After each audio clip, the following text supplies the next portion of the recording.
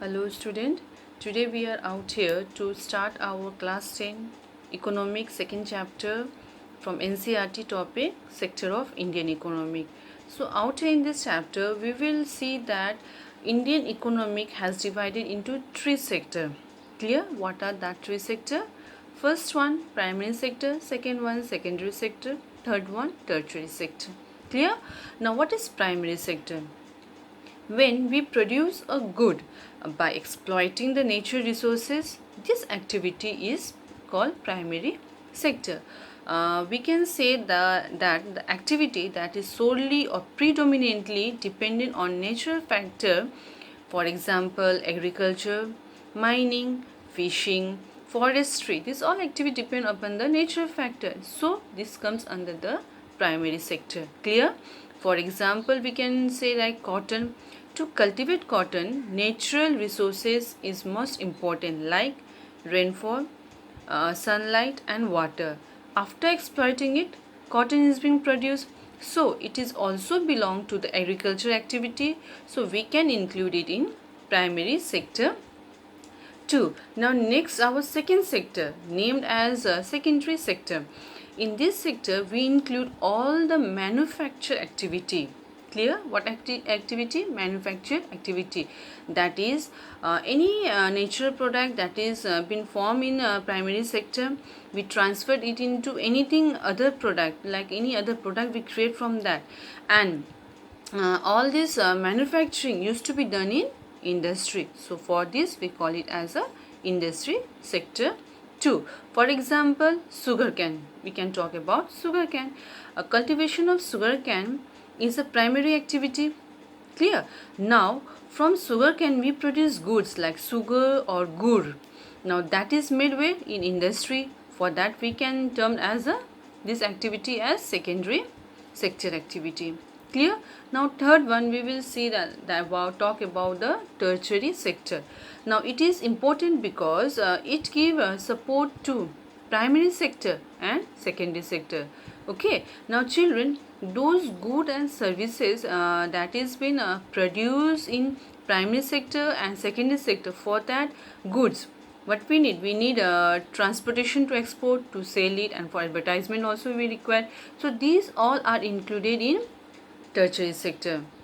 In tertiary sector we provide tertiary sector provides services to others, so we can call this tertiary sector as service sector 2. Remember this thing as tertiary sector as service sector 2.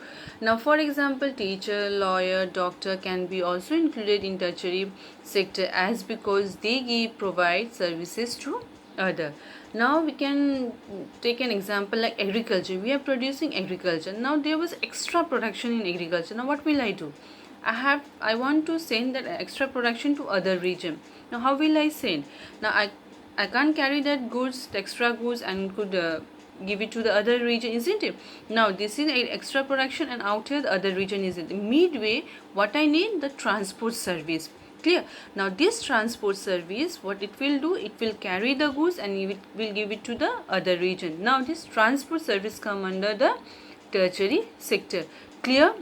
Now to compare this three sector, that is primary, secondary and tertiary, if we will compare, it is very complicated as each sector provide different goods and services. Now how to compare it? Now for that we must have to find out the common thing between these three sector. Clear? And the common thing we will get, that is the money. Now as every goods and services has its own value. Clear? Now if we add up each sector goods and services, that is if we will add each sector value, then we can compare the three sector. Clear? Now out here we will get the term GDP, that is gross domestic product. What is it? Is the submissions of the product that is done through the activity of, we can say, primary, secondary and tertiary. That is gross domestic product, GDP, is the sum of all goods and services produced in a country in an accounting year. Clear? Now so the value of the final good from all the three sector would come towards the GDP. Clear? Now out here we will get the NDP also, net domestic product. What it will do, it will remove any kind of depreciation from the gross amount and will give us the net amount, that is GDP minus depreciation will give us the net amount. Now next we will see that how do we count good and services. Now this is very important concept to understand, okay children. So as to avoid out any kind of double counting, we need to do is that we must be sure that the product that we are adding must be added once. Clear? So that there is a single addition in a product. Understood? Now for example, farmer supply wheat to the flour mill. Clear? At the rate of 8 rupees per kg. Now what this flour mill did, he has grind the wheat and he has transferred the flour. He has grind the wheat and converted into flour, and that flour he has transferred into the biscuit factory at 10 rupees per kg. Now finally this biscuit factory, what he did, he used this flour, he added sugar, milk, etc. to make biscuit and he packed it. Clear? Now finally he provide the packed biscuit at the rate of 20 rupees per packet. Okay. Now to calculate GDP, do we have to calculate 8 rupees, 10 rupees, 20 rupees or 20 rupees only? So out here children, at 20 rupees you just see our biscuit was formed. Clear? So that it is a final product, as we did not transfer it further. Clear? We did not transfer it further for any manufacturer. Now the consumer, they got the biscuit at the rate of 20 rupees. That means when the biscuit was been made, directly it went to the consumer consumed the biscuit at the rate of 20. That means it goes directly to the consumer. So to calculate GDP, we will see only the final good and services. So out here we take only 20 rupees, as out here 8 rupees and 10 rupees is been included. So the GDP help us to know that how big our economic is. Clear? Now next we will move on to historical change in sector. So in economic, there are three sectors we all have talked: primary, secondary and tertiary. So in this, changes has taken place.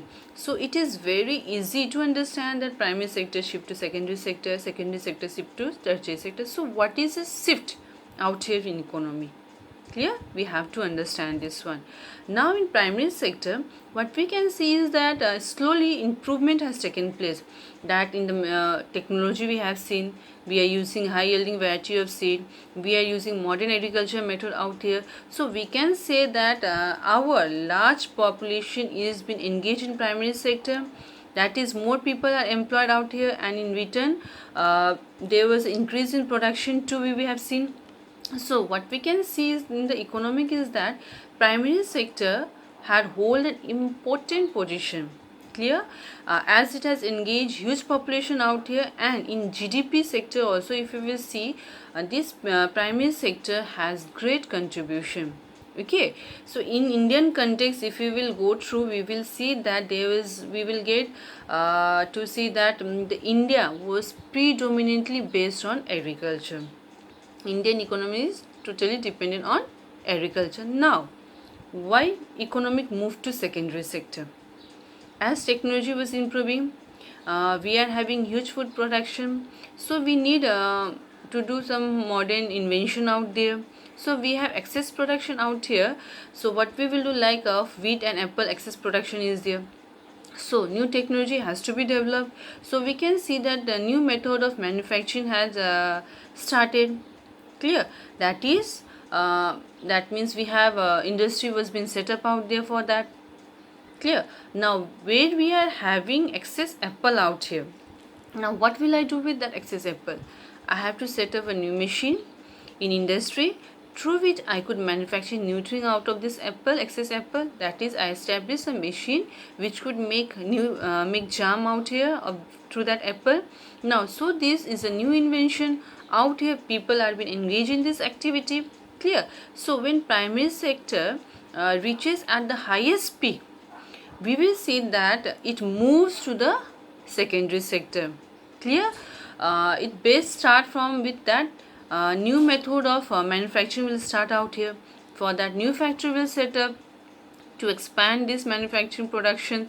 Now for that, people are also engaged in huge in the secondary sector activity. Clear? So in economic, what we have seen out here, primary sector has shifted to secondary sector. Now when both primary sector and secondary sector both are growing, to balance it we need to take help, and that time we will shift to tertiary sector. Now tertiary sector, what is it? Is a service sector. Clear? So what is it work of the tertiary sector? That the primary sector and secondary sector good, it had to take effectively and efficiently. Clear? Now tertiary sector has to help primary sector and secondary sector out here in the production. That is, primary sector and secondary sector is growing, in the same time we will see that tertiary sector is also growing. As we have already discussed regarding agriculture production, I have excess agriculture production is there. Now I will shift it to the other part.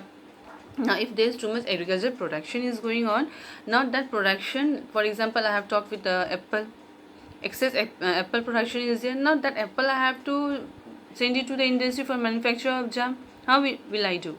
For that, transport is required. Now transport service is provided by tertiary sector. Clear? So in similar way, transport I have carried it to industry. Clear? Now in this way, primary sector and secondary sector, if it is growing in the same time, we will see that tertiary sector will also grow side by side with them, as to balance primary sector and secondary sector. Okay, so in our next class, today till this much, in our next class we will continue with rising importance of tertiary sector in production. Till then, take care. Thank you.